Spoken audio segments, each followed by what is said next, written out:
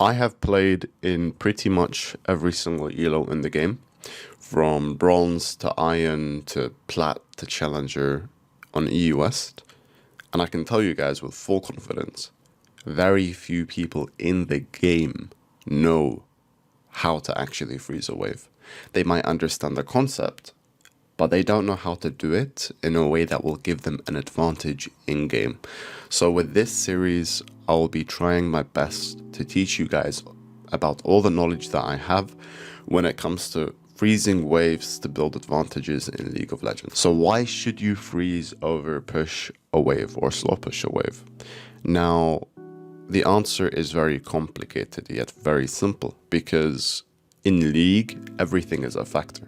From if the enemy has flash or not, to what champion they're playing, to your top lane state, to your bot lane, everything is a factor in terms of deciding if you should freeze a wave or not. And the answer is very complicated and it would take a long time to explain. So in this video, we're only going to be talking about laning phase, as phase is completely 1 versus 1. Now, in terms of why you should freeze waves, let's talk about a few of the reasons why you would freeze a wave, starting off with punishing bad resets.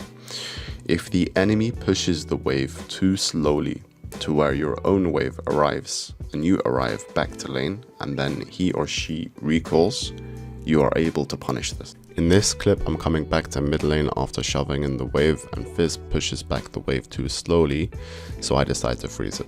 This is an example of punishing a bad reset. Now, because of this, the enemy Fizz is going to miss a lot of CS and just has a really bad lane stay. Now let's talk about the next reason of why you should be freezing waves.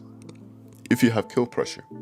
So this can go from examples such as the last clip I showed you where I'm playing Set versus Fizz, where I do have kill pressure over the Fizz, so Fizz has to fight me to shove in the wave. Or it could be even something as simple as you're playing something like Twisted Fate versus Syndra. You got a lot of really good trades in. She is low HP and you're full HP and you can kill her. So you decide to freeze the wave to force her into a bad reset, or because you can very simply kill her. Now, keep in mind, guys, if the enemy is full HP, they can just decide to roam, so do keep that in mind and remember to ping your teammates if the enemy goes missing. So here is an example of kill pressure. I'm playing Akali versus Yasuo, a matchup where it is very easy for you to kill the Yasuo. I've got my item spike, so I just decide to walk up and freeze this wave. He decides to fight me. Now, whether or not he decides to fight me here or on the next wave, if he decided to play safe, the outcome would have been the same.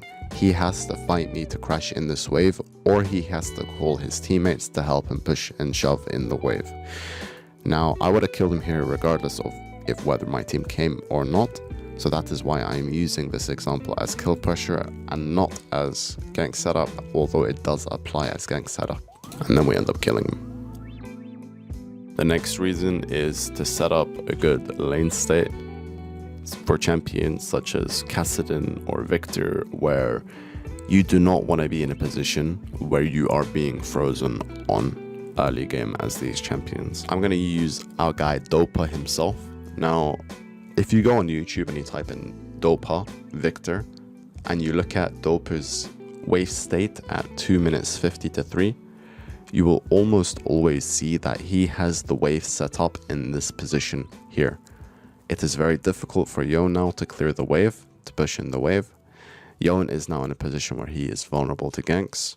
He is in a position where he will almost never, it's impossible to gank Victor in this position. So he's in a very good advantageous position which will allow him to scale. Now this is what I mean by good lane state. Here is example number 2. You have Victor versus Echo, where he has the wave frozen. He is in a position where he can trade a lot onto the Echo.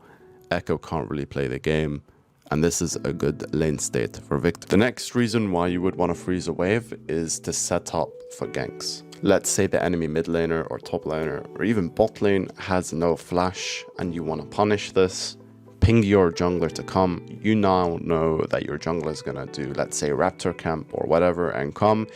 Freeze the wave. If you freeze the wave, the enemy has a longer distance to travel to escape, giving you more of a chance that you're actually going to get a kill on him or her. So if we use this clip as an example, I knew that my jungler was ganking mid level 2, so I hard traded with the Cho'Gath, and he cannot crash the wave in time, so we get a free kill.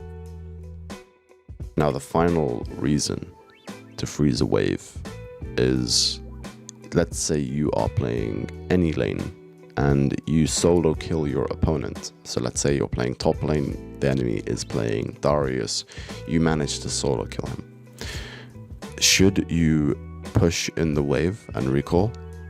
Or should you freeze the wave and recall and come back to a frozen wave? Or should you even recall at all?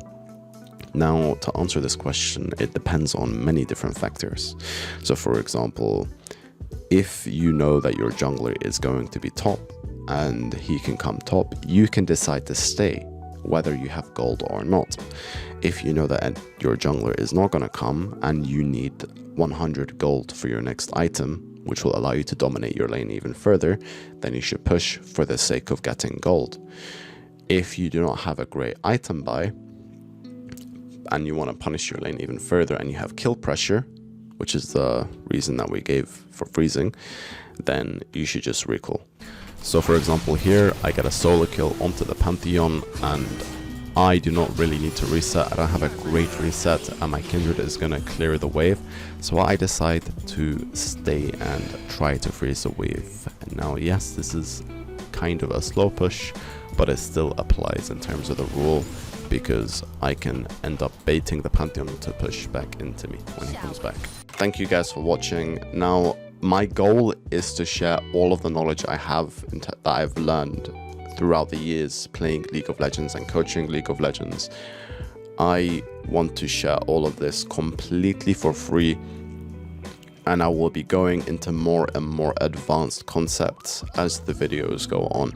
So comment on what you guys want to see, what do you guys want to learn, and the most liked comment is the comment that I will be making a video on next. So thank you guys for watching, and I'll see you all next time.